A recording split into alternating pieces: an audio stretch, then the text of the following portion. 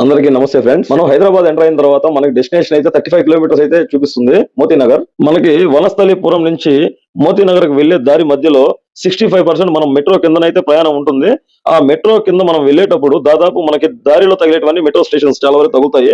ఇప్పుడు వనస్థలిపురం నుంచి మనం బయలుదేరే దారి మధ్యలో మనకి టచ్ అయ్యే ఏరియాలు వచ్చి LB Nagar, Dilsukh Nagar, Osmania medical college, Gandhi Bhavan, Telangana assembly, LB stadium, Lakdi కపూల్, అలానే ఖైతాబాద్, పంజాగుట్ట, అమీర్పేట్, ఎస్ఆర్ నగర్, ఎర్రగడ్డ, ఆడి నుంచి 1.5 కిలోమీటర్ మోతీనగర్. ఈ సిటీ లోపల ఉండే ఏరియాలు కొన్ని మొత్తం చిన్న చిన్న రోడ్లు అయితే ఉంటాయి. ట్రాఫిక్ అయితే తక్కువగానే ఉంది. మనం వనస్థలిపురం నుంచి బయలుదేరిన కాడి నుంచి 1 అవర్ అయితే రీచ్ అయిపోయాము. 1 అవర్ కల్లా టైం అయితే 5:30 అయిపోయింది. కళ్ళు బగబగా మండుతున్నాయి.